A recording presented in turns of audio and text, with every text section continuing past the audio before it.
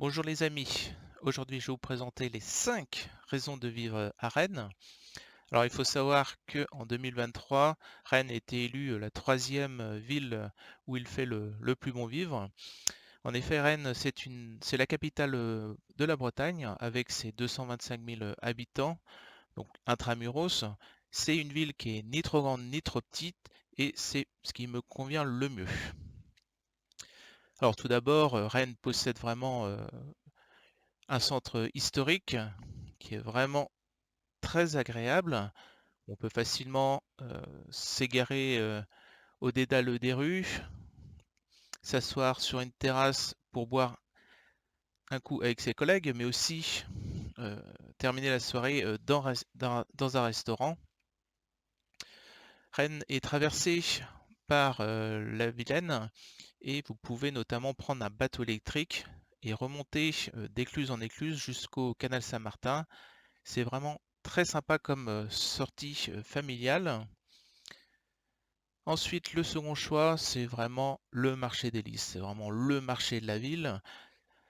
Un marché, c'est vraiment ce qui reflète l'âme d'une ville. Vous allez côtoyer diverses personnes de différents âges. Rennes étant majoritairement étudiant, mais vous allez quand même pouvoir côtoyer diverses personnes.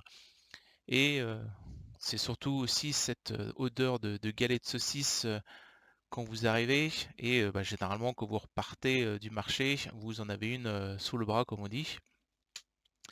Et ce qui me fait déboucher sur mon troisième critère, hein, qui est la gastronomie. La Bretagne, c'est le pays de la galette et des crêpes. Mais Rennes a vraiment cette spécificité de la galette saucisse. Voilà, moi je suis originaire plutôt des Côtes d'Armor et c'est plutôt galette complète dans ma région. Quatrième choix, bah, je dirais que c'est le parc des Gailleuls. C'est vraiment un grand espace, ça fait 1 km². Alors, petite anecdote, ça contenait l'ancien hippodrome de Rennes. Vous y trouvez tout pour faire des activités sportives, que ce soit aussi bien des terrains de foot, de rugby, des pistes d'athlétisme qui sont pas très loin de ce parc, mais il y a aussi un parcours pour faire votre footing.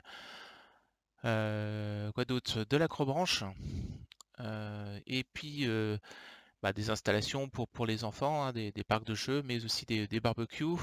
Et généralement, quand les entreprises qui sont à côté viennent régulièrement faire un déjeuner de société en grillant quelques saucisses.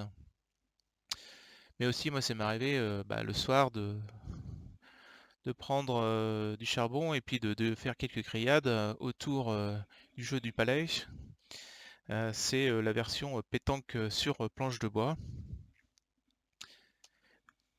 Alors, le cinquième critère, c'est son bassin d'emploi.